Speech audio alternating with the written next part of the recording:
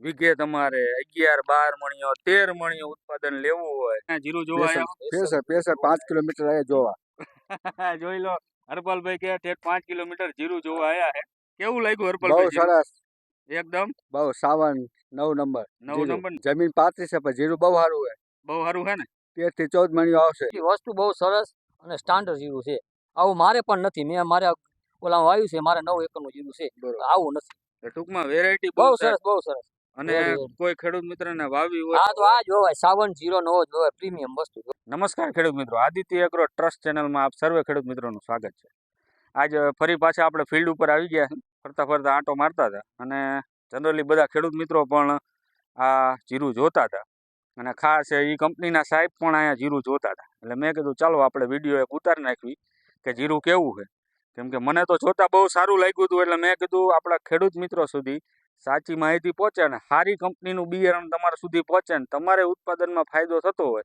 તો ખાસ મેં કીધું આપણે આ વસ્તુ કરીએ અને ખેડૂત મિત્રો બધા પણ આજુબાજુના પણ છે અને સ્પેશિયલ જીરું જોવા માટે પણ આવ્યા છે અને એ કંપનીના સાહેબ પણ છે તો આપણે બધાને વારાફરતી પૂછશું પણ કે ભાઈ જીરું તમને કેવું લાગ્યું તો આપ સૌ ખેડૂત મિત્રો સુધી આખી માહિતી પહોંચે એના માટે ખાસ આજ વિડીયો ઉતારું છું તો જીરું એકદમ મસ્ત છે તો આપણે વારાફરતી પૂછીએ અને નજીક આવતા રહો આપણે પૂછીએ સગનભાઈ રવાભાઈ રબારી બરોબર કયું ગામ શેખપુર હવે આ જીરું તમે જોવા આવ્યા કેવું લાગ્યું તમે ખાલી અમારા ખેડૂત મિત્રોને જણાવો ના જીરું સારું છે બરોબર જમીન પ્રમાણે જીરું બહુ સારું છે સારું છે હા જીરું સારું તમારે અહીંયા બાજુ જમીન છે કે અમારે જમીન છે બાજુ પણ અમારે આવું જીરું નથી આવું નથી આ બહુ સારું છે 59 નંબર સારું જીરું છે હા બહુ સારું જો છગનભાઈએ કીધું કે ભાઈ જોવા આવ્યા છે જીરું બહુ સારું છે હવે આપણે આગળ હરપાલભાઈને પૂછી લેવી કયું ગામ તમારું ગોદાવરી હરપાલસિંહ ગંભીરસિંહ બરોબર સ્પેશિયલ અહીંયા જીરું જોવા આવ્યા પેસર 5 કિલોમીટર આયા જોવા જોઈ લો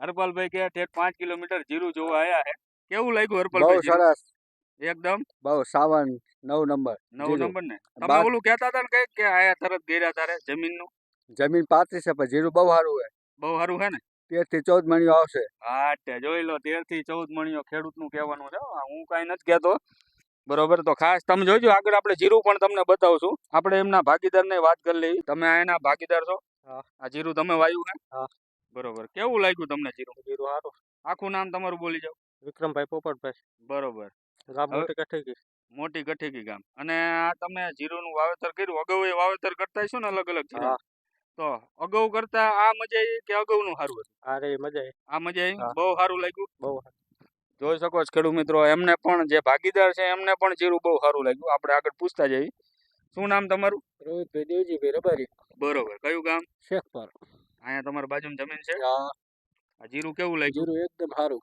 બરોબર બીજું કઈ જીરા વિશે કેવું હોય ના જીરું બહુ સારું છે બહુ સારું છે બહુ સારું ના વાવવું હોય ખેડૂત મિત્ર ને તો આ વવાય કે બીજું જીરું ના વાવાય જેવું છે વવાય ને બહુ સારું ને એકદમ હાલો આગળ આપણે બધાને વારા પણ માલિક છે જીરાના અને આ ખેતર એમનું છે બાજુમાં પણ એમનું ખેતર છે એમને જીરું વાવ્યું છે આપણે ડિટેલમાં એમની પાસે માહિતી લેવી કે આ જીરું તમને કેવું લાગ્યું તો આખું નામ બોલો ને ડોડિયા ભવાનીભાઈ નાગજીભાઈ ગામ શેખપુર મોબાઈલ નંબર બોલી જાઓ 99461086 બરોબર તો ભવાનીભાઈ આ જીરું તમે વાવ્યું અને અત્યાર સુધીમાં શું તમે પિયત આપી શું માવજત કરી અને પર તમે જે જીરાનું વાવેતર કર્યું પરાર કર્યું કે જે પણ વર્ષે તમે જીરાનું વાવેતર કર્યું એ વર્ષનું જીરું અને આ વર્ષનું જીરું એમાં શું અંતર છે એ ડિટેલમાં પૂરી અમારા ખેડૂત મિત્રો સુધી વાત કરો તમે જે પોરને પરાર કર્યું હતું ને એની કરતા જીરું સારું છે હા એની કરતા સારું બરોબર આમાં પિયત કેટલા આપેલા પિયત આપ્યું એક ઉગ્યા પછી એક અને ઉગ્યું કેટલા પિયતે 3 પિયત એનું શું કારણ 3 પિયતે ઉગ્યું એમાં શું અમારે પાણી પાવામાં થોડીક ઉતાવળ થઈ ગયો એવું લાગ્યું પણ જમીન થોડીક પાતળી બરોબર એના હિસાબે કાંકરિયા જમીન છે બરોબર નકર વેરાયટીમાં હિસાબે કોઈ તકલીફ નથી ને ના વેરાયટીની કોઈ તકલીફ નહીં હા ઠબલાવાળી કાંકરાવાળી બરોબર કાંકરાવાળી જમીન એના હિસાબે 3 પાણે ઉગ્યું નકર 2 પાણે ઉગ્યું તળ રહ્યા ને તળે ત્યાં હવે 2-3 પાણી કરવી છે બરોબર રેડી સમજી ગયો તો કેમ લાગી વેરાયટી તમને સારી છે હા એકદમ કેવું ઉત્પાદન આમાં તમે ધારો 12-13 મણિયો હા ઈથી ને વધારે થઈ જશે આરામથી કેમ કે અત્યારે જનરલી બધે અમે આટો મારતા હોય ને જોતા હોય ને એ પ્રમાણે સૌથી સારામાં સારું જીરું હોય ને ભવાનીભાઈ તો તમારું છે અને તમારી માવજત પણ બહુ સારી છે અને ભાગીદારની માવજત પણ સારી છે. આમાં આપણે હે ને જે હમ. આપણું વાવેતર જે રહ્યું ને હમ. એ 11મા મહિનાની 12 તારીખનું કોરવાનું છે. બરોબર પછી 7 દી અમે બીજું પાણી પાયું. બરોબર બરોબર. અને પછી 5 દી પાછું ત્રીજું પાયું. બરોબર રેડી બરોબર. અને પછી 35 દી ત્રીજું પાણી પાયું. રેડી સમજી ગયો. લો ટેકનોજેડ, ઉરિયા અને બ્લુ કોપર અને કોસાવેટ સલ્ફર એ બધું નાખ્યું. રેડી. તો જોઈ શકો છો કે જીરાના પાકની અંદર જે બેઝિક જરૂરિયાત છે, શરૂઆતના સ્ટેજની અંદર ઉરિયા આપવું, એની સાથે ઝીંક સલ્ફર, જે એમને ટેકનોજેડની વાત કરી એની અંદર ઝીંક સલ્ફર આવે એ નાખવું, અને એના પછી તમે ગણતરી મારો ઝીંક સલ્ફરની સાથે સાથે તો બ્લુ કોપર જે ફૂગનાશક છે, કોસાવેટ સલ્ફર આપેલું છે હમણાં, તો એનાથી શું થાય, સલ્ફરના હિસાબે અમુક રોગ તમારો જે હોય એ દૂર થઈ જાય, અને સાથે સાથે તમારે ફૂગનાશક છે અને સલ્ફરના હિસાબે દાણાની ક્વોલિટી પણ તમારે બનશે. તો આગળ આપણે હવે જે આ કંપનીનું જીરું છે એ સાહેબ પણ આપણી હારે છે, તો પહેલાં એમને પૂછીએ, આખું નામ બોલો અને આ કંપનીની અંદર તમે છો અને તમે બધે ફરતા હોય તો ખેડૂત મિત્રો સુધી ખાસ તમે માહિતી આપો કે આ તમને કઈ રીતની વેરાયટી લાગે છે, અને બીજા બધા અગાઉ જે ગામમાં તમે ફરેલા હોય એ ખેડૂતના રિવ્યુ કેવા છે, અને આ ગામમાં તમે અત્યારે આવ્યો શેખપર ગામની સીમ છે, તો આ જીરું તમને કેવું લાગે, તો ખાસ ખેડૂત મિત્રો સુધી માહિતી પહોંચાડો. નમસ્કાર ફાર્મર ભાઈઓ, હું સાવન સીટ વતી આપનું હાર્દિક સ્વાગત કરું છું. આજે આપણે અહીં આવી પહોંચ્યા હતા એક શેખપર ગામની અંદર, તાલુકો મૂડી, જિલ્લો સુરેન્દ્રનગર. જે આપણે સમૃદ્ધ ફાર્મર જે ભવાનીભાઈ કરીને છે એમને આપણે આપી હતી 59 વેરાયટી, આપણી જે પ્રીમિયમ વેરાયટી આપણે આ વખતે બનાવી છે. હવે આમાં દેવીરાજભાઈ તમને જો બીજી હું વાત કરું તો આ પ્રીમિયમ એટલા માટે આપણે કહીએ છીએ કે આની અંદર આપણે જે વેટાવેક્સ અલગ પડતો કંપની આપતી હોય છે, પણ આમાં આપણે એ ટાઈપને 5 અલગ ટાઈપનું સીડ ટ્રીટમેન્ટ આપેલી છે. એના હિસાબથી આપણે આ જીરું આખું કોટેડ બનાવેલું હોય કે જે તમે એની જો આખી લાક્ષણિકતા જોઈશો તો આપો આવો નજીકથી દેખાડો.